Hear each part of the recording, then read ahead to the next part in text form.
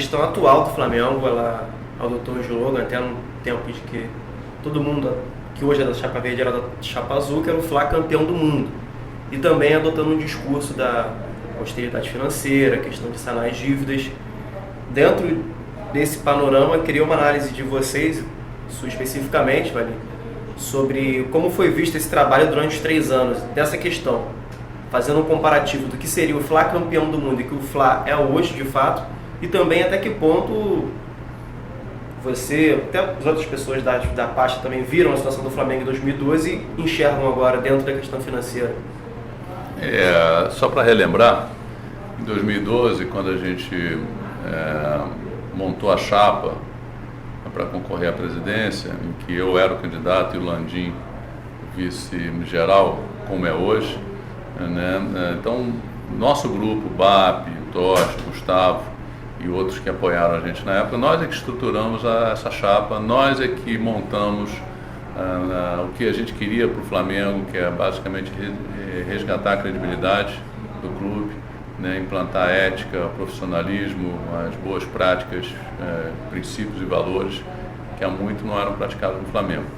A gente montou a chapa, estruturou a chapa, montamos a campanha, ganhamos as eleições, implementamos principalmente aumento da receita, saneamento financeiro, resgatamos a credibilidade do clube, pagamos as contas em dias, obtivemos a certidão negativa de débito, de impostos. Isso tudo foi feito durante os 2 primeiros anos. O Flamengo está hoje numa situação bem melhor do que estava em 2012, foi graças a esse trabalho, principalmente executado pelas pessoas que mais de 90% estão hoje na chapa verde, foram efetivamente os responsáveis por esse trabalho. O que a gente imaginava quando a gente fez a campanha e o resultado hoje? Em primeiro lugar, a gente não imaginava que a situação do clube estivesse tão deteriorada.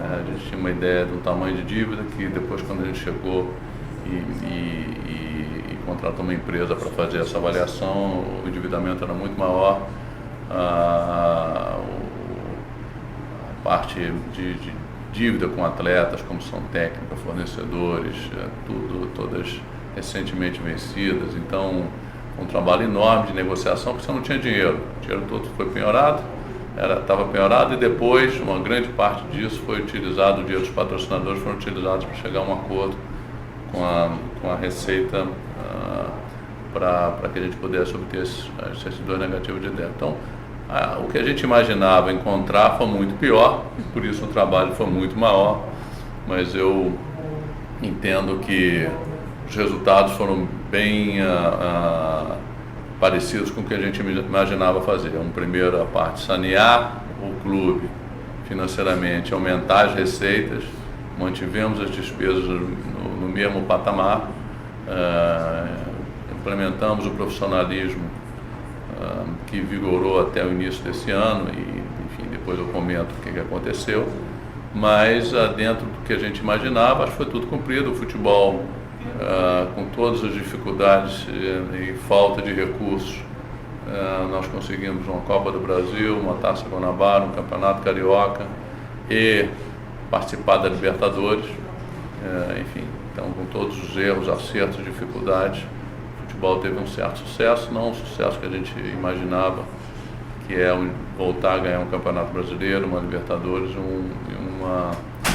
uma Copa do Mundo Interclubes.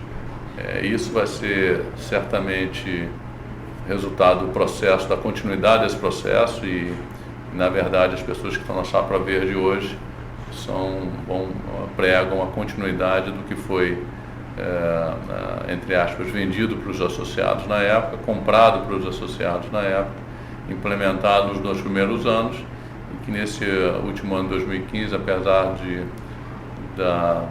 do aumento dos recursos disponíveis para investir, principalmente no futebol, a total falta de comando e incompetência que reina lá hoje, fez com que o retorno desses recursos investidos não viesse, né? Então, se fosse para te dizer o que a gente imaginava que no final de 2015 a gente já estaria muito melhor no futebol do que a gente está hoje, E eu acho que se a gente tivesse seguido com a política que a gente começou em 2013, certamente 2015 seria um ano para a gente já estar entre os 4 colocados no Campeonato Brasileiro e de novo jogar uma Libertadores. Mas vamos ter que recomeçar esse trabalho em 2016 para em 2017 efetivamente disputarmos mais uma vez a Libertadores.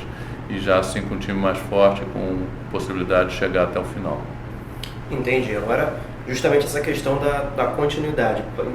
Supondo aqui uma entrega do bastão de 2015 para 2016, uma gestão para outra, eu saber o caminho melhor a ser trilhado, desde questões a curto e a longo prazo que devem ser tomadas para que o Flamengo consiga alcançar esse objetivo, que você mesmo citou, que é a volta à participação de uma Taça Libertadores da América, uma eventual também conquista de um título mundial, mas como fazer isso tendo em vista que também existe a necessidade de manter o saneamento das dívidas para que o Flamengo consiga chegar mais próximo do que é o desejado, mais próximo da estaca zero das dívidas. Como fazer isso de janeiro para frente, tendo em vista que a Chapa Verde seja uma eventual candidata a assumir a presidência do Flamengo? Acho que o primeiro, acho que talvez o ponto mais importante, mais imediato que a gente tem que fazer é renovar os patrocínios da camisa do Flamengo. Quer dizer, eu não sei como é que estão essas negociações, mas acho que é fundamental que a gente mantenha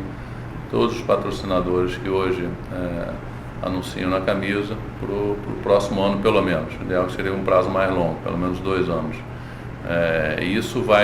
Isso acontecendo vai nos propiciar aumentar o investimento no futebol, seja contratando mais ídolos para o Flamengo, seja melhorando a infraestrutura de treinamento, assim como o centro de treinamento, em que a parte profissional necessita de um valor aproximado de 5 milhões de reais. Nós já temos esse recurso, então ganhamos no dia 7, no dia 8, já começam as obras para finalizar os módulos 16 e 17, que é exclusivamente destinado aos profissionais do clube. Em 6 meses vai estar pronto. Em seguida temos que buscar os outros 25 milhões para terminar o restante do CT, completar o CT é fundamental. O Flamengo, para o desenvolvimento do futebol do Flamengo, tanto da base quanto profissional, você tem um CT completo. Temos que investir mais nas categorias de base, aumentar nossos investimentos de 8 para 20 milhões ao ano, também com equipamentos, com infraestrutura, com captação de novos atletas, principalmente os que moram fora do Rio. A gente tem que ter infraestrutura para acolhê-los aqui. Então, essas seriam as medidas de curtíssimo prazo: montar lá uma estrutura, fazer uma avaliação da comissão técnica e ver se a gente mantém a comissão técnica ou se a gente vai fazer algum tipo de alteração, porque 2016 começa rapidamente e logo em seguida a gente tem que já vai estar atrasado para preparar tudo para a próxima temporada.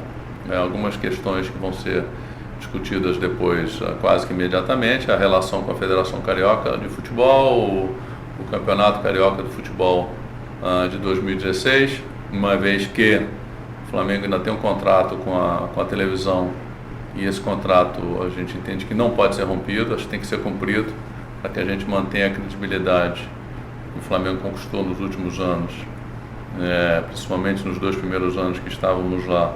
A gente tem que honrar os nossos contratos e se houver alguma mudança tem que sentar com a outra parte tem que concordar. Então o Campeonato Carioca temos que sentar com a Federação. Eu acho que se o Flamengo quer romper com a Federação, pede desfiliação.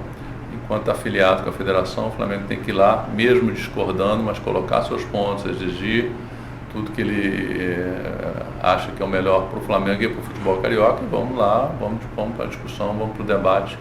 E o Flamengo não pode se omitir nesse ponto. Em relação à liga que estão tentando criar, que para mim já nasceu torta e vai morrer torta. É inconcebível que o Flamengo participe de uma liga que ele não sabe quanto é que vai ganhar na televisão, não sabe quanto é que como é que vai ser a divisão das receitas. O Flamengo não lidera esse processo. O Flamengo tem que liderar, tem que participar da liderança do processo de uma criação da liga. Não pode admitir que um ex-presidente de um clube seja o presidente dessa liga, o executivo principal. Então, se a gente ganhar, vamos ter que sentar na mesa e avaliar direitinho se vale a pena o Flamengo participar disso ou não vale a pena o Flamengo participar disso. Aí muito se diz que vamos de qualquer maneira, isso não é assim, tem regras para serem cumpridas. A Federação do Estado do Rio, para aprovar qualquer participação do Flamengo jogar fora do Rio, amistoso, qualquer outra competição, ela tem que autorizar. Então não tem esse negócio de vou fazer no peito. Eu acho muito difícil que isso aconteça. Eu acho que não é a maneira correta de se fazer. Eu acho que a gente tem que exigir sim mudanças, mas se a gente é afiliado, vamos sentar na federação e vamos exigir, vamos discutir mudanças no futebol carioca, porque acho que todo mundo sai beneficiado.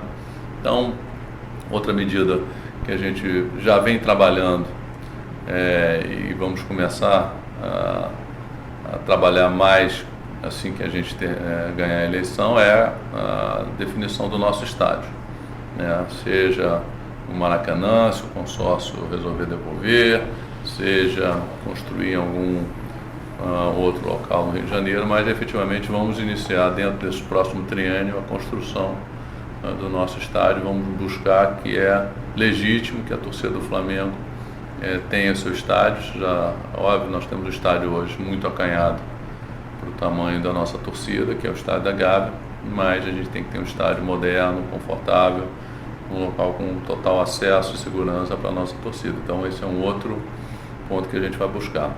Em relação a outras medidas, quer dizer, temos lá os esportes olímpicos que a gente tem que continuar a buscar patrocínio para viabilizar o remo, principalmente, que é onde o Flamengo nasceu. A gente já tem um plano pronto para buscar recursos para o remo. Temos um plano pronto para buscar equipamentos para o remo, como legado das Olimpíadas. Temos interesse em desenvolver outras atividades no Flamengo, tais como o voleibol, principalmente, que a gente não conseguiu, não foi possível conseguir captar R$2 milhões. Aliás, o marketing do Flamengo atualmente é tão bom que nem R$2 milhões conseguiram captar para colocar num time de vôlei e o Flamengo poder disputar a Superliga de vôlei. Então, manter os patrocinadores do basquete, que vem tendo sucesso. Então é importante que a gente também fale com esses patrocinadores. Outros pontos, quer dizer, basicamente a Gávea. Eu acho que a gente tem que aproveitar muito o legado da Olimpíada para a gente poder reformar a Gávea, trazer uma outra piscina para a Gávea, outros equipamentos, que a gente possa fazer da Gávea um melhor clube sócio-esportivo do Brasil, né? Com todos os equipamentos, conforto para os meninos das escolinhas e para os seus atletas. Eu acho que o Flamengo chegou num ponto que, se a gente conseguir manter os patrocinadores e com o aumento da receita da televisão, acho que a gente vai ter um ano muito bom, apesar de toda a dificuldade que o país vai atravessar e está atravessando e vai atravessar nos próximos 2 anos. Para isso é importante ter um grupo forte, um grupo que tenha relacionamento com as empresas, com os governos, para que a gente possa obter o máximo de recursos para que o Flamengo possa sempre estar crescendo. Sim, compreendi. Agora, falar justamente o assunto que você tocou, a questão dos esportes olímpicos, que atualmente o Flamengo tem um cenário que o basquete hoje em dia é mais que uma potência nacional, já virou uma potência continental. O Flamengo, com a eventual conquista da Liga das Américas, tem o remo, que está restrito a uma potência estadual, mesmo assim dividindo ali as forças com o Vasco, até porque é um esporte que atualmente não tem disputas nacionais, então você fica um pouco restrito ali. E outros esportes que vivem um ramo um pouco mais amador, como o vôlei, que vai até as categorias de base, futsal também, que até o momento não há profissionalização, o Flamengo não disputa. Natação, a liga, aquático, a própria natação, o polo, que inclusive a natação há um tempo atrás virou uma potência do Flamengo, mas hoje em dia deixou de ser. Justamente essa questão, como a Chapa Verde vê os esportes olímpicos, tendo em vista que você já falou um pouco, mas o principal objetivo para fazer os patrocínios independentes e, claro, tornar tudo isso, todos esses esportes uma potência, para aproximar o Flamengo, fazendo uma comparação aqui, além do futebol, um Pinheiros Tênis Clube da vida, um clube que tem suas frentes em todas as modalidades e consegue ser forte.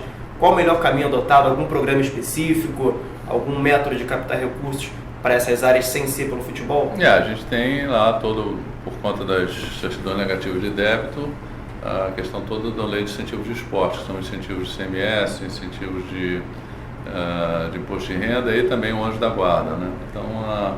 Então todos esses programas é que propiciam a gente poder investir um pouco mais nos esportes olímpicos.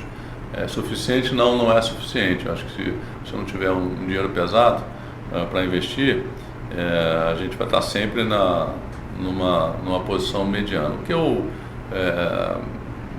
vejo duas vertentes aí. Primeiro, e talvez a mais difícil hoje, é você buscar empresas que queiram investir nos esportes olímpicos. Você vê, de novo, o time de vôlei, não se conseguiu R$2 milhões para você viabilizar um time de vôlei adulto para a gente poder disputar o Campeonato Brasileiro, a Liga de Vôlei, tá certo? Mas também a gente tem que buscar esses recursos no governo federal, no próprio Comitê Olímpico Brasileiro, na Confederação Brasileira de Clubes, que a gente já vem, o Flamengo fez 3 projetos e conseguiu recursos para principalmente fazer a piscina, foi um deles, né? Mas tem informação que a gente tem que ter lá, R$400 milhões lá presos lá nessa conta e como é que se busca esse dinheiro, né? Então a minha percepção é que a gente vai estar nas Olimpíadas tendo um desempenho muito aquém do que o Brasil poderia ter por falta de investimento nas equipes dos atletas de esportes olímpicos. O Flamengo não consegue, já teve no início dessa gestão lá com o presidente do COB, e os recursos não chegam nos clubes, os recursos chegam nas federações estaduais, nas confederações de cada esporte e ficam lá por dentro e não chegam nos clubes formadores, nos clubes que tradicionalmente investem nos esportes olímpicos. Isso é um trabalho que a gente vai ter que fazer e descobrir onde é que está esse dinheiro, como é que se libera esse dinheiro e como é que esse dinheiro chega nos clubes, não só no Flamengo, mas nos todos os clubes que investem em esportes olímpicos. Então, a quantidade de dinheiro que tem aí e que poderia ser disponibilizada e não chega, a gente tem que ver de uma maneira de destravar isso. Me parece que isso é muito mais fácil do que buscar patrocínio pela experiência que a gente tem feito. Então, vamos trabalhar na busca desses recursos para que a gente possa investir na formação, principalmente, de atletas, né, para que a gente possa ter esses atletas que hoje são da base, um dia possam ser do time adulto do Flamengo e da própria seleção brasileira. E sim, o Brasil precisa, acho que, de uma política de formação de atletas olímpicos. O dinheiro tem, eu acho que está mal gerido, mal aplicado esse dinheiro.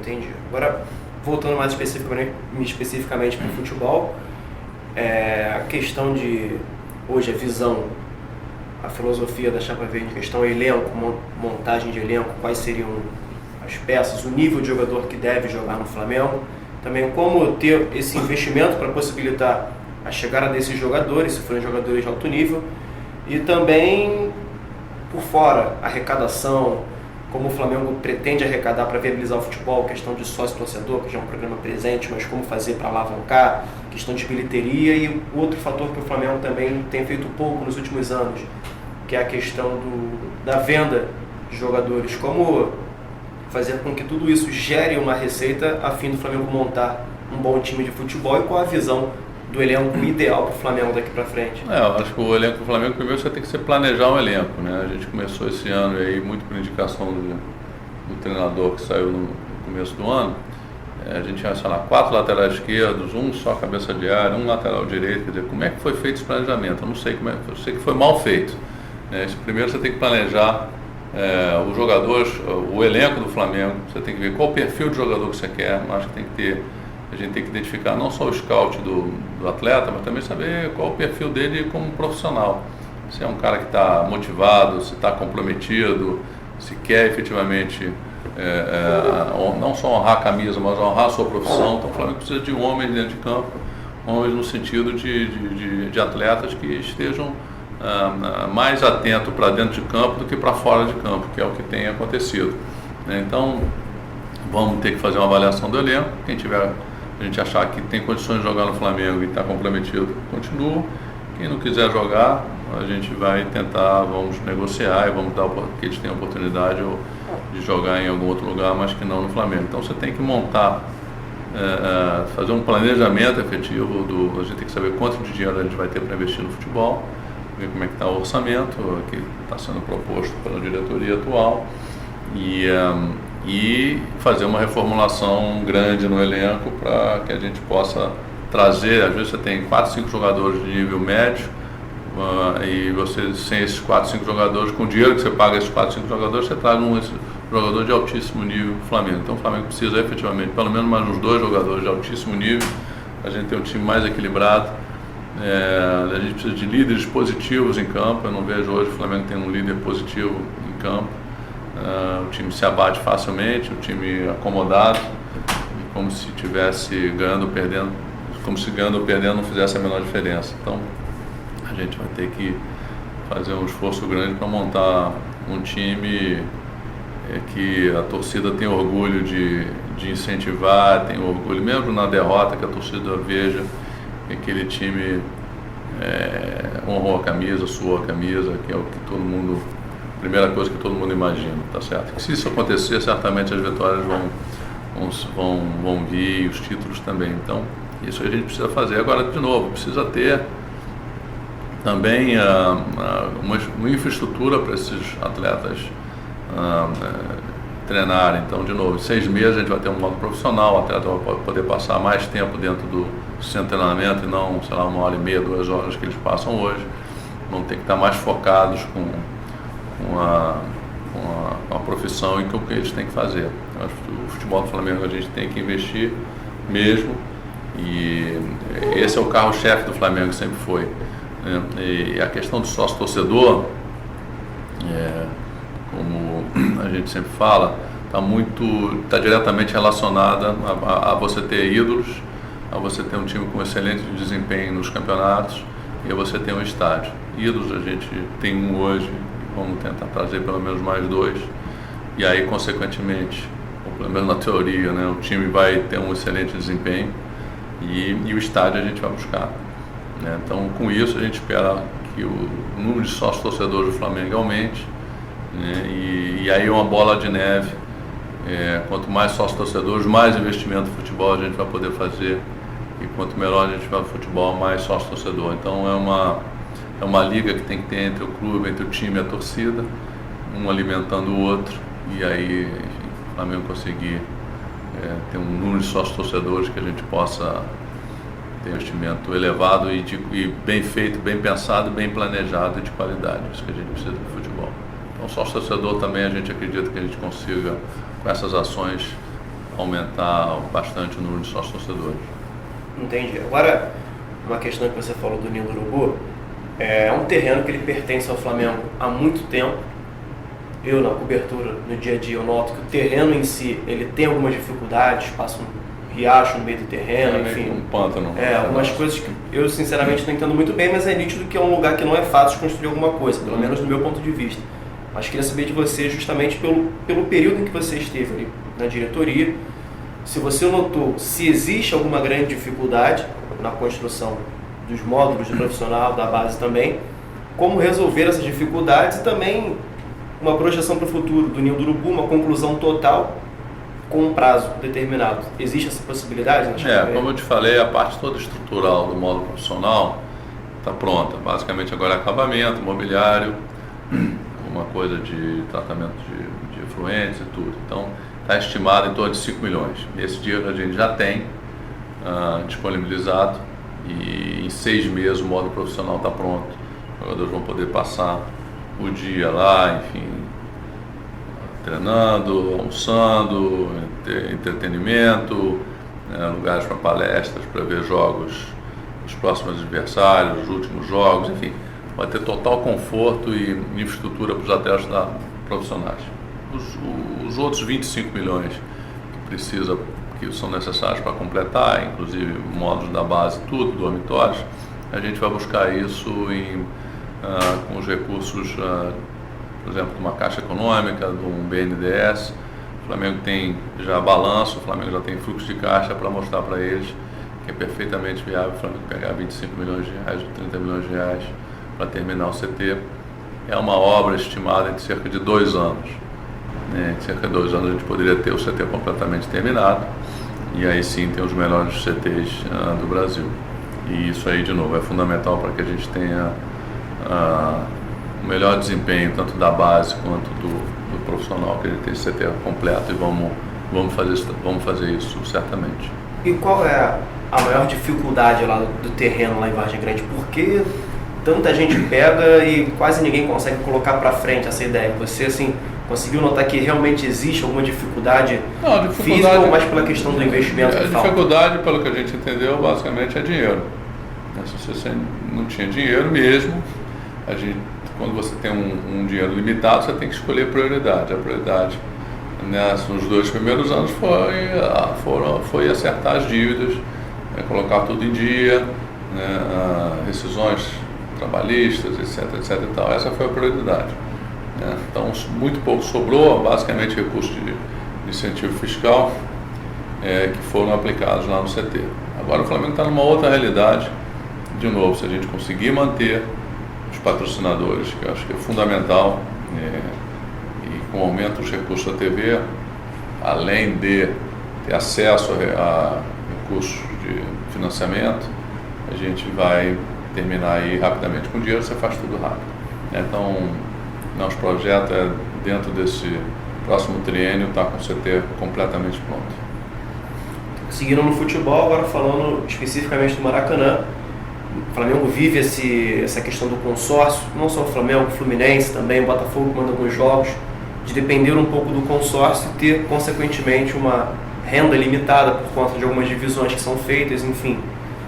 Como é feita atualmente essa negociação com o consórcio e como a Chapa Verde pretende fazer para melhorar para o Flamengo a utilização do Maracanã, para que o clube consiga continuar mandando seus principais jogos no local e, se não for possível, justamente uma construção de uma nova praça esportiva de grande porte e também a viabilização de uma eventual reforma na Gávea para receber jogos de médio e pequeno porte, que já é algo que vem sendo falado há muito tempo, para ser mais preciso, algumas décadas, e que de fato não acontece. Quais são as possibilidades do Flamengo mandar seus jogos no próximo triênio?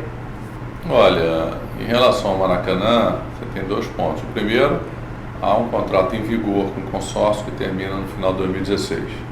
Terminado esse contrato, se for interesse nosso continuar no Maracanã, a gente vai sentar com o consórcio e rever os termos desse contrato, tá certo? Se por acaso até lá o consórcio devolver o estádio para o Estado, a gente tem que verificar a viabilidade do Flamengo ficar com esse estádio, como é que é a questão de relação do Fluminense, estaria também interrompido. Nós estamos com 2 investidores interessados em bancar os custos de manutenção do Maracanã, o que para nós seria ótimo, porque os custos, até onde a gente sabe, não temos uma avaliação nossa, mas são valores que o Flamengo não pode suportar. Então, se o Flamengo conseguir, se o primeiro consórcio devolver, se o Estado aceitar as nossas condições para que o Flamengo assuma o Maracanã, a gente vamos assumir o Maracanã, é uma prioridade. Segundo, se isso não for possível, temos a possibilidade de construir um estádio, 45 a 50 mil pessoas. Já estamos trabalhando, já identificamos 2 alternativas de terreno para que a gente coloque esse estádio. Então já está conversado com esses dois investidores para que a gente possa colocar de pé um estádio que envolveria também uma parte comercial, shopping, etc e tal. Isso é perfeitamente viável. A Gávea, a gente tem sempre a questão, quer dizer, se eu vou fazer um estádio de 45, 50, por que eu vou precisar de um de 15, 20 na Gávea? Faz sentido? Eu acho que tem que ser só se a gente não conseguisse construir o nosso estádio. Você ficaria um de 20 na Gávea e um Maracanã de 80 mil. É óbvio que a gente tem que trabalhar paralelamente com todas as alternativas, para que a gente veja depois qual é o melhor e o que é viável, tá certo? Mas a Gávea eu veria que se a gente for fazer tem que ser uma coisa menor, eventualmente até fazer algum tipo de composição com a prefeitura, que a gente diminua, tire aquela arquibancada que já é muito antiga e faça uma coisa mais baixa, melhora ali a o visual da região, enfim, em troca disso a gente conseguiu um terreno para construir o nosso estádio.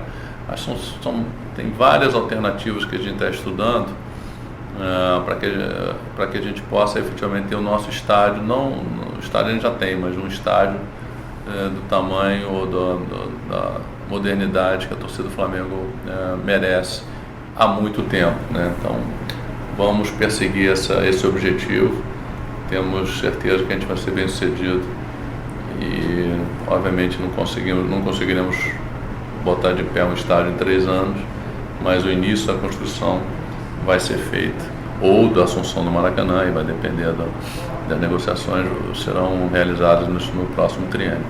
Você falou em duas possibilidades de terrenos no Rio de Janeiro. Tem como revelar os locais desses terrenos para a construção? Não tem como revelar, não. No dia 8 a gente revela tudo, mas obviamente tem que ser em locais, eu falei, acho que tem que ser em locais que tenham fácil acesso, transporte, né, abundante, de qualidade, conforto, segurança para os torcedores, para o público em geral. Não pode deixar de ser de outro jeito, tá?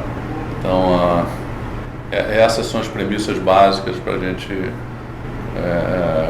construir um estádio. Se não tiver isso, a gente tem que ver uma outra alternativa, mas já tem 2 possibilidades que a gente está estudando e já temos até algumas ofertas de alguns projetos de estádio que poderão ser construídos nesses terrenos.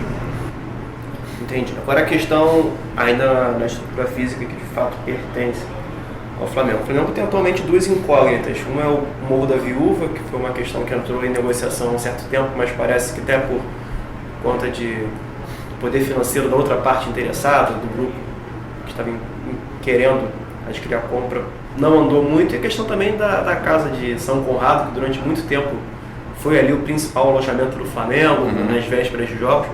Como a atual gestão enxerga esses 2 andamentos dessas 2 frentes, e também como fazer as coisas voltarem a andar, talvez negociar a Casa de São Conrado ou voltar a utilizar, e a questão do Morro da Viúva, o que fazer? Enquanto eu estava como vice-patrimônio, eu participei diretamente das negociações do Morro da Viúva. O que aconteceu no Morro da Viúva foi um contrato feito anteriormente à nossa chegada. Eu acho que teve 2 equívocos naquele contrato. Não deveria ser um prazo final para a construção, e sim um prazo inicial de construção. Se não se iniciasse até a tal data, a empresa lá da EBX teria que devolver o imóvel para o Flamengo. E não, foi pelo contrário. Tem que terminar de construir até o final de 2016. Teve a BITS até o final de 2016. Então, na realidade, tem que se esperar isso.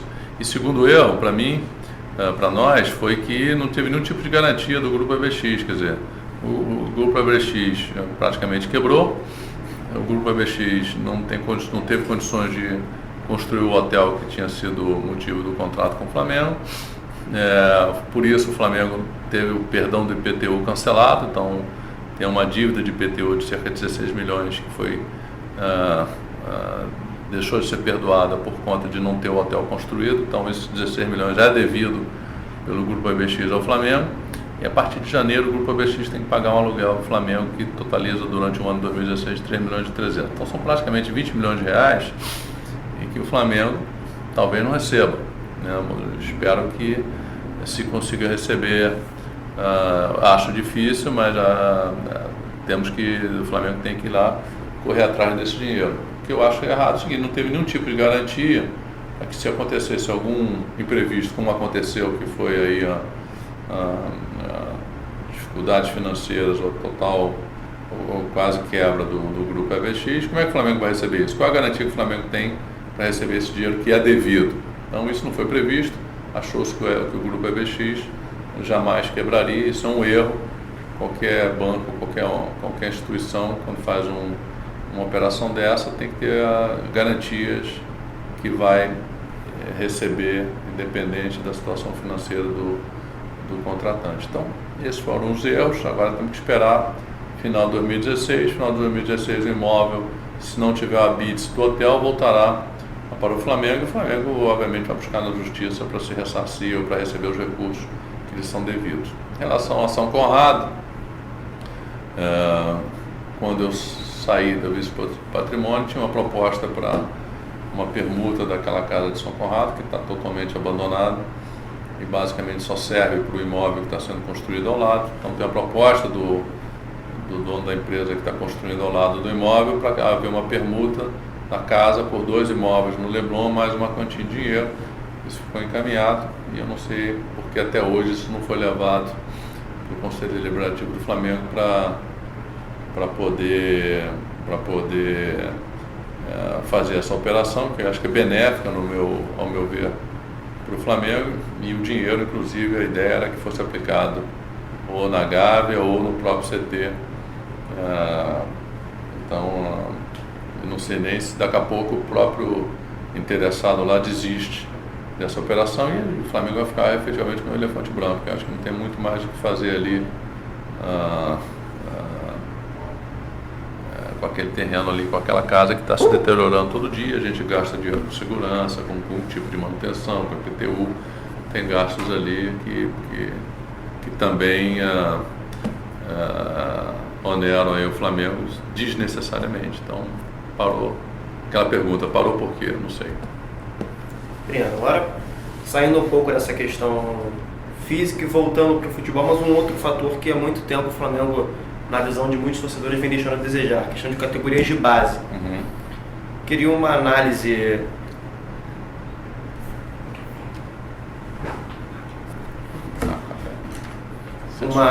uma análise externa do que via agora e até interna do que via há um ano, de o que acontece com a categoria de base do Flamengo, que tem revelado um número de jogadores que não é vendido, como por exemplo o Fluminense consegue praticamente uma vez por ano vender um jogador de alto nível.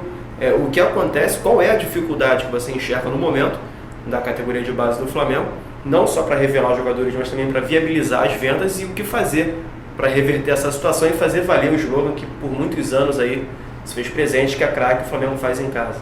Primeiro é importante ressaltar que, ao contrário do que muitos pensavam, infelizmente, né, aquele grupo que foi campeão da Taça São Paulo em 2011, a gente achava que ia revelar vários craques do Flamengo, vários jogaram na seleção brasileira e praticamente nenhum vingou.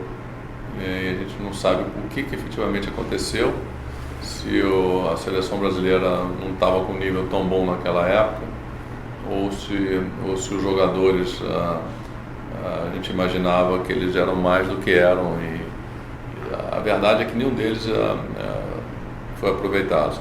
A gente tem hoje basicamente o César, goleiro, e nem o Samir jogou naquela Copa 2011. Nenhum outro todos praticamente saíram do Flamengo e nenhum se destacou em lugar em nenhum outro local, nenhum outro clube, nenhum outro país. A gente encontrou lá então as categorias de base mal administradas, e a gente começou a investir lá em 2012, colocando olheiros pelo Brasil para assistir os campeonatos de base.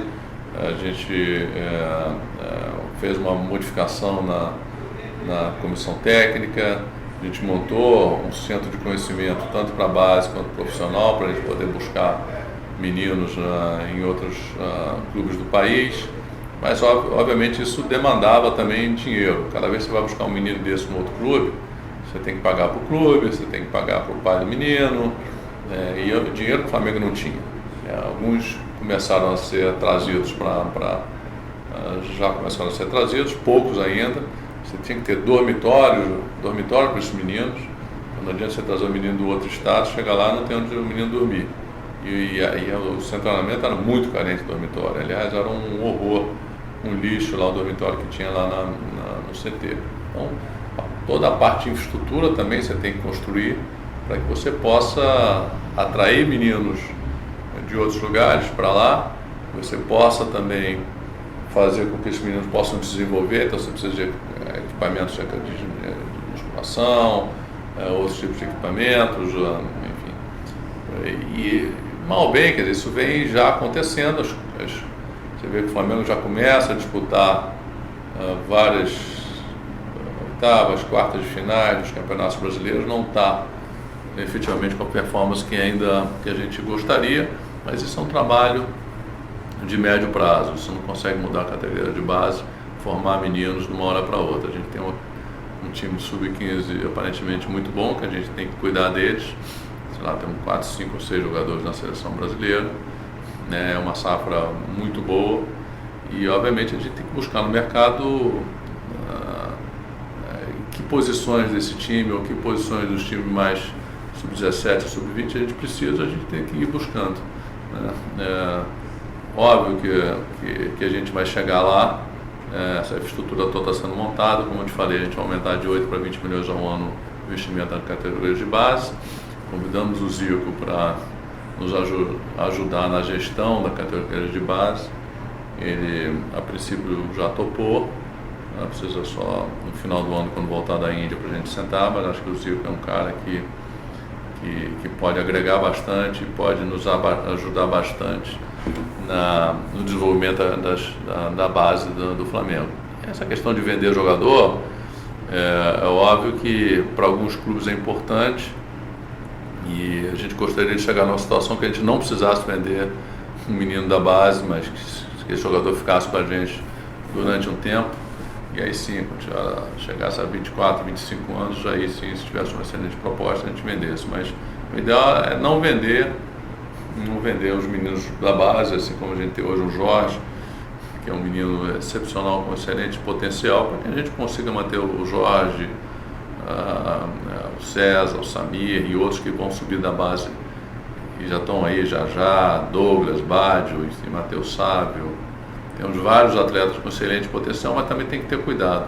Eu acho que talvez o grande problema da safra de 2011 foi que eles entraram meio que como salvadores da pátria, jogaram muita responsabilidade nos ombros dos meninos e aí acabaram se perdendo lá. E a gente não pode cometer o mesmo erro. A gente tem que preservar esses meninos e acho que se a gente tiver um time mais qualificado no profissional, a gente pode já começar a mesclar, botar esses meninos para jogar no profissional sem que eles tenham tanta responsabilidade, jogar a responsabilidade dos mais velhos e aí sim os meninos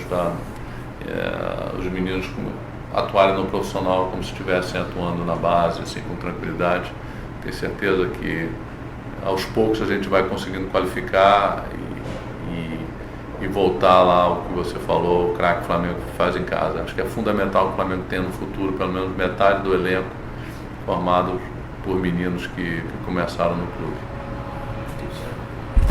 Uma questão que você já citou também, mas falar um pouco mais dela, entrando profundamente, questão do rompimento com a federação que aconteceu, chegou a estopim esse ano, tal ponto de o Flamengo e o Fluminense não cumprirem algumas exigências, enfim. Como a Chape enxerga este rompimento com a Federação do Rio de Janeiro, tendo em vista que existe a necessidade de ser filiado para poder disputar as competições profissionais, porque é uma gama de federações que existe, que o clube seja filiado às estaduais. E também falando sobre essa questão do futuro do Flamengo no Campeonato Carioca, tendo em vista que no momento a situação com a federação não está muito boa, está rompida ali as ligações entre Flamengo e Federação do Rio de Janeiro. De novo, é o que eu sempre digo, só de romper para mim não existe. Romper, então pede desfiliação da federação e vai fazer alguma outra coisa, né? Então, se você estiver afiliado à federação, você não está rompido. Então, você tem que participar, porque as coisas estão sendo aprovadas lá. A revelia do Flamengo, o que a gente ganha com isso? Eu acho que o Flamengo tem seus pontos, a gente tem os nossos pontos aqui de divergência com a federação. Nós vamos colocar esses pontos, fazer constar em ata, pedir as informações que a gente necessita, balanços da federação, informações, vamos fazer constar e marcar presença e registrar nosso descontentamento e os pontos que a gente acha que tem que mudar. Até um dia a federação mudar, ou a gente acha que, olha, é melhor realmente pedir desfiliação e vamos embora. Mas dizer que está rompido e continuar afiliado, eu acho que isso aí não leva a nada, muito pelo contrário, o Flamengo só é prejudicado se você vê qualquer decisão de arbitragem sempre é contra o Flamengo. Eu acho que isso aí, tanto o CBF quanto a Federação estão sendo muito mal tratados esses assuntos. Eu acho que tem que sentar lá, tem que conversar. Agora, enquanto o presidente do Flamengo colocar o pessoal na frente da instituição, institucional, o Flamengo vai ser sempre prejudicado. Aliás, qualquer pessoa que se coloque coloca seus interesses à frente dos interesses do Flamengo, o Flamengo vai ser prejudicado e a gente está vendo que está sendo prejudicado. Agora... E em relação ao campeonato estadual, em primeiro lugar, nós temos um compromisso com a televisão. A televisão paga, e paga acho que até muito bem para o que o campeonato estadual representa hoje. E o Flamengo jamais pode quebrar um compromisso sem falar com a televisão antes. Esse negócio de, não vou jogar, primeiro, e o dinheiro da televisão vai deixar de receber lá os 5, 6 milhões por ano? É dinheiro, é grana. Né? Segundo, vai jogar o quê? Liga? Vai jogar amistoso? Depende da autorização da federação. Vai jogar com o Sub-23? Então vai avisar a Globo que você vai jogar com o 23. Vai receber menos? Acho que você falar que vai fazer e depois vai ter que engolir tudo de volta, né? Porque não vai conseguir fazer, acho que é feio.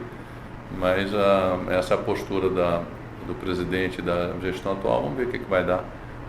Espero que dia 8 acabe com essa história, a gente sente com a federação, volte a frequentar a federação e exigindo as mudanças que o Flamengo entende são necessárias para que o Campeonato Carioca volte a ser atrativo, assim como é o Campeonato de São Paulo. Você senta com os times de São Paulo, ninguém quer largar o Campeonato de São Paulo. Todo mundo quer disputar o Campeonato Paulista, porque é um campeonato altamente rentável e os clubes cada vez mais ganham mais dinheiro da televisão pelo seu campeonato. A gente está fazendo exatamente o inverso, né? Cada vez a gente desvaloriza mais o nosso campeonato, cada vez os clubes vão receber menos. Agora, se quer romper, pede filiação, quero ver se é macho para fazer isso. Agora entramos na segunda parte da nossa conversa, até mais breve que a primeira, que essas primeiras perguntas que eu fiz são perguntas que serão feitas basicamente da mesma forma para os outros dois candidatos. Agora temos também aqui a questão das perguntas específicas para cada chapa. A chapa verde, justamente questionando que no grupo, a maior parte do grupo, ou todo o grupo, não sei exatamente, fez parte da atual gestão do Flamengo, desde o início, quando a primeira chapa azul, na eleição no fim de 2012. Queria saber de qual forma e até quando os membros da chapa verde tiveram voz ativa na atual gestão e a partir de qual momento partiu a decisão de criar um outro grupo e por que especificamente. Você se recorda assim do dia em que foi tomar a decisão de, não, daqui para frente nós vamos adotar o rumo da chapa verde porque o Flamengo que nós queremos é do outro jeito? Isso começou no final do ano, quando algumas decisões do grupo não foram implementadas, e sim decisões, e sim o presidente resolveu tomar a decisão na cabeça dele. Isso começou a nos incomodar, porque não era o combinaram que o grupo decidia, que o grupo decidisse, ou que a maioria decidisse seria implementado. Então, por 2, 3 ocasiões, isso não foi realizado, começou a incomodar. O BAP saiu. A partir da saída do BAP, as informações começaram a não fluir mais, ficaram restritas ao presidente, uma, 2 pessoas, e o Fred Luz. Então as reuniões de diretoria passaram a ser informativas ao invés de deliberativas, os assuntos não eram mais discutidos. Algumas práticas e procedimentos começaram a ser adotados que eu questionei muito e vi que não estava sendo mais ouvido, como contratações de pessoas que não tinham condições de trabalhar no Flamengo, começaram a distribuição de credenciais do Maracanã, enfim, a farra começou. E aí é o seguinte, para você participar de uma administração em que você não é mais sequer ouvido, é melhor você se afastar. Então, em seguida eu me afastei, logo depois Gustavo, Landim se afastaram, o Tochas também, o Dr. Walter não se afastou porque ele é vice-presidente geral, mas está apoiando a chapa verde. O Adalberto, que é o outro vice-presidente, também se afastou. Então as pessoas que viram que não era aquilo que a gente tinha imaginado para o Flamengo, não era aquilo que a gente tinha começado a fazer e fizemos durante 2 anos, o que a gente tinha imaginado, os princípios e os valores que a gente praticava, entendia que são importantes para o Flamengo, deixaram de ser realizados. Então, uma vez isso feito, a gente decidiu sair. O grupo fundador da Chapa Verde, exceto uma pessoa que ficou, todos os outros saíram. e voltamos com a proposta original de 2012, de ter o mesmo rumo, o mesmo objetivo, os mesmos princípios e valores do Flamengo. Voltamos agora com pessoas que a gente entende não vão trair esses princípios ao longo dos próximos 3 anos e vamos continuar praticando. Então, basicamente é isso. Quem fez, quem estruturou, quem realizou, liderou a realização dessa mudança está na chapa verde. Então, aqui é original. Sim, agora durante esse período de trabalho que você, o Mundinho, o Tostes, enfim, todo o contingente da chapa verde se fez presente na chapa azul, o que você pode analisar como experiência de o que foi feito de bom nesse período de 2013 até o final de 2014, ali quando vocês estiveram presentes, o que foi feito de bom, o que foi feito de errado, o que deve ser feito de outra forma, o que não pode se repetir, o que faltou fazer dentro da experiência que você pode falar do período em que esteve lá dentro? Olha, eu acho que é tanta coisa para fazer e ainda tem muita coisa para fazer. Eu acho que foi feito de bom, foi aumento de receitas, a restauração financeira do clube, o resgate da credibilidade, né? Você vê, o Flamengo conseguia ter voltar a ter relações com bancos, investidores apoiando o Flamengo, isso tudo, e ao contrário do que o presidente diz, não é o Flamengo, a marca Flamengo, que faz com que o investidor bata na porta, até porque não tem fila de gente lá batendo na porta para botar dinheiro, mas são as pessoas, aliás, como qualquer empresa, qualquer instituição, quem faz são as pessoas que estão comandando a instituição. Então você tem uma instituição, o Flamengo já teve no passado gente com credibilidade que todos apoiavam o Flamengo, bancos, empresas, patrocinadores, como já teve no passado também administradores que não tinham reputação e credibilidade, e o Flamengo ficou muito tempo sem ter anunciantes na sua camisa, investidores, etc e tal. Então, quem faz uma instituição são as pessoas que estão comandando aquela instituição. Não adianta dizer, só o nome Flamengo atrai patrocinadores. É mentira. Se fosse assim, tinha fila na Gávea de gente querendo apoiar, emprestar dinheiro, patrocinar o Flamengo. É isso que a gente vê. Então, o que eu entendo é que esse grupo que começou tudo lá atrás é que vai continuar, e o próprio relacionamento dessas pessoas é que vai ajudar o Flamengo a continuar esse caminho de recuperação. E podem ter certeza, o Flamengo vai ser o maior clube das Américas em breve, né? Nos próximos anos, eu diria 3 a 5 anos, a gente vai ser o maior clube das Américas.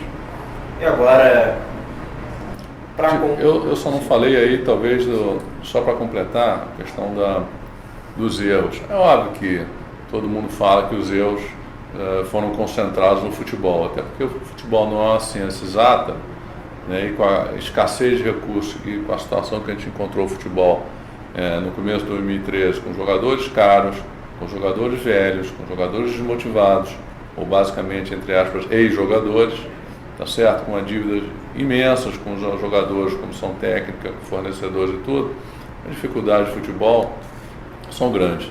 Você só sabe se dá certo a posteriori. Não adianta você contratar hoje um jogador, você diz, olha, vai dar certo, pode não dar certo, entendeu? Então, o futebol é onde você diz, tem mais erros, tem mais acertos. A questão dos erros foi porque a gente tinha um orçamento limitado, tivemos que trazer atletas com valores mais baixos, algumas apostas, treinadores que também tinham salários mais baixos. Aí você vai dizer, não, acertou, errou.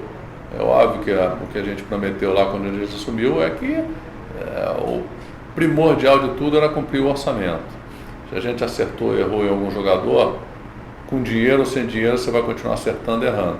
Você pode ver aí Real Madrid, Barcelona, volta e meia, contrata um jogador que não dá certo, o cara vai lá e vende. Né? Não quer dizer que o cara é muito bom, o cara custa muito caro e que vai dar certo. Então, os erros são consequências da atividade de futebol, que efetivamente, independente de ter dinheiro ou não, vai ter erro e acerto. E na minha época, como vice-presidente de futebol, eu tive erros e acertos. Obviamente, todas as atitudes que foram tomadas e as decisões que foram tomadas foram no sentido de acertar. Ninguém está ali para tomar uma decisão já achando que vai errar. Então, por isso que a gente tinha lá algumas pessoas juntos, eu, Bap, Tosh, e o próprio Godinho durante um tempo, que tomávamos as decisões de futebol. Então, erros e acertos no futebol sempre vão acontecer. Erros e acertos na administração, eu lhe diria o seguinte, foi muito mais deixar de fazer por conta de dinheiro do que erro. De novo, quando você tem um orçamento limitado, você tem que escolher prioridades e algumas atividades, algumas partes do clube foram deixadas em segundo plano, não de propósito, mas porque não tinha jeito. A gente tinha que escolher o que fazer, prioridades para aplicar o pouco de dinheiro que a gente tinha. E agora uma questão voltada mais para as eleições, que por mais que a Chapa Verde tenha o ideal que a Chapa Azul tinha no final de 2012, na questão de austeridade financeira, capacitar um bom futebol, os eleitores da Chapa Azul, alguns estão na Chapa Azul e alguns migraram para a Chapa Verde. Qual a estratégia adotada pela Chapa Verde para tentar convencer os eleitores que estiveram com a Chapa Azul em 2012 e permanecem com a Chapa Azul em 2015, não fizeram essa migração como alguns eleitores fizeram e a maior parte do grupo fez? Eu acho que tem basicamente aí alguns pontos, ou 3 pontos, 3 exemplos que eu posso dar para dizer por que está na Chapa Verde. Primeiro foi a chapa que fez tudo. As pessoas que estão aqui, de novo, tirando uma pessoa na época, foi que estruturou todo esse projeto de recuperação, de reestruturação do Flamengo, de resgate de credibilidade. Todas as pessoas, o próprio presidente nem estava lá, entrou faltando 20 dias para a eleição. Nós que o elegemos, não foi ele que se elegeu, até porque era um ilustre desconhecido. Então, o núcleo original em 2012 está hoje todo praticamente todo na Chapa Verde.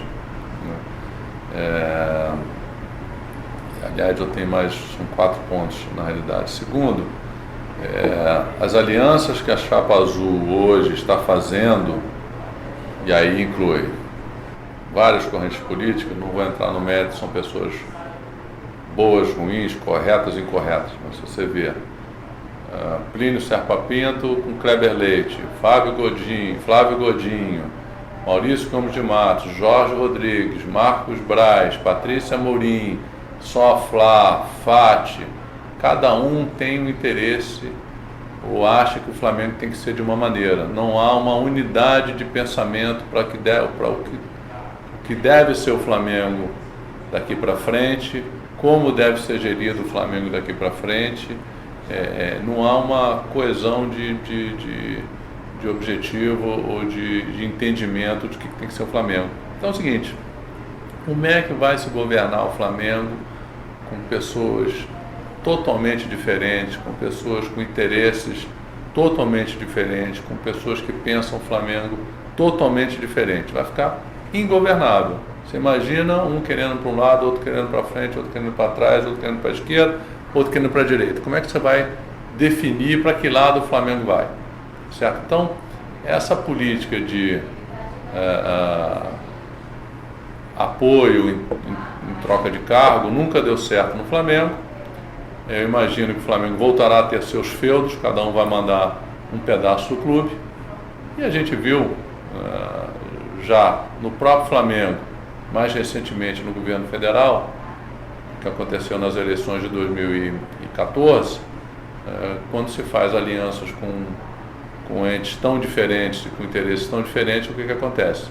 O presidente fica refém de todos esses grupos, cada um quer puxar a brasa para a sua sardinha, e aí as dificuldades e o retrocesso vão imperar. Então, essa é uma restrição que a gente tem, ao contrário da nossa chapa, que todo mundo pensa da mesma maneira, entende que o Flamengo tem que ir para um único local, para um único lugar, que é crescer com princípios e valores e credibilidade. Então, esse é o meu segundo ponto. O terceiro ponto que eu vejo e está refletindo hoje no futebol, que deu futebol com muito mais dinheiro, com muito mais condições de investir, hoje é um desmando, quer dizer, uma falta de comando total, com todo mundo dando a sua opinião de como tem que ser o futebol, quem tem que contratar, etc. e tal. Então, cadê o comando? Quer dizer, bastou a nossa turma sair de lá, você perdeu completamente o comando, a liderança do comando do futebol. E aí chegou essa situação que a gente está hoje. Infelizmente, o Flamengo perdeu uma chance enorme de estar na Libertadores. Eu acho que tivesse ganho metade dos jogos que a gente perdeu nos últimos 8 jogos, a gente estava lá no G4 tranquilamente, né? Então ali foi demora, que aliás é uma característica do presidente, demorar a decidir, tomar a decisão, e a gente perdeu a chance. Se tivesse consertado isso logo após o jogo contra o Curitiba, a gente certamente estaria numa outra posição hoje no campeonato e brigando para uma vaga na Libertadores, o que seria bom não só para a chapa dele, seria bom ou para a chapa branca ou para a verde. Qualquer um que ganhasse, estaria muito feliz que o Flamengo estivesse na Libertadores ano que vem. E por final, dizer o seguinte: o nosso maior ídolo, Zico, desde 2012 apoia as pessoas que compõem hoje a chapa verde, tá certo? Continua apoiando as pessoas que apoiam, que estão na chapa verde. Ele é da chapa verde, entende que coerentemente, é óbvio, é claro, né? Desde muito que por coerência eu continuo apoiando a chapa verde, porque eu confio nessas pessoas e essas pessoas que fizeram essa mudança. Então, o próprio Zico também manifesta apoio à nossa chapa, e a gente fica muito feliz com isso. Isso também é mais um motivo para as pessoas que hoje ainda, e eu acho que muita gente já veio e muita gente ainda vai vir para a chapa verde, por esses 4 motivos que eu falei para você. Muito bem. Alguma consideração final, algum recado para algum ouvinte, leitor ou eventual eleitor? Não, o que eu quero falar de novo é que o trabalho tem que continuar. Esse trabalho foi iniciado em 2012, foi interrompido agora temporariamente em 2015. Nós vamos continuar o processo de crescimento, de recuperação do Flamengo. Gostaria que os associados acreditassem na gente, acreditassem no trabalho dessas pessoas. O nosso lema é tudo pelo Flamengo, nada do Flamengo. E isso vai continuar assim. A gente vê que esse lema se perdeu um pouquinho aí nos últimos meses. A gente tem que voltar a trabalhar pelo Flamengo, a trabalhar pelo futuro do Flamengo. E de novo, o grupo forte está aqui, o grupo original está aqui na Chapa Verde, está mais forte ainda do que 2012. As pessoas têm que diferenciar uma coisa: amigo é amigo. Tá certo? Então, primeiro o amigo, porque o meu amigo está na chapa X. Você tem que ver primeiro o que é melhor para o Flamengo. Tá certo? O seu amigo você pega, vai tomar um chopp com ele, vai ao jantar, vai à praia, vai fazer o que você quiser. Mas você tem que pensar no Flamengo antes de pensar em você, antes de pensar no seu amigo. Então veja as propostas, veja os debates. É importante que todo mundo veja os debates, né? Quem são as pessoas que estão em cada chapa. E aí depois que você fizer essa análise, aí sim, você vai voltar consciente e dizer, olha, e pense no Flamengo primeiro, né? Porque o seu amigo vai continuar seu amigo. O Flamengo precisa de você, precisa que o associado vote em quem melhor pode gerir o Flamengo, quem melhor pode fazer o Flamengo grande, né? Isso aí, uma decisão sua agora pode refletir no Flamengo por muitos anos, certa ou errada. Então, chapa verde, Valim, Landim, mais todo um grupo enorme por trás, Zico, certo? 7 de dezembro, vencer, vencer, vencer, e um Flamengo feliz nos próximos 3 anos, pelo menos. Um abraço, muito obrigado aí, disposição, quando vocês precisarem de mais informações, quiserem conversar, estou sempre à disposição de vocês. Um abraço para todos.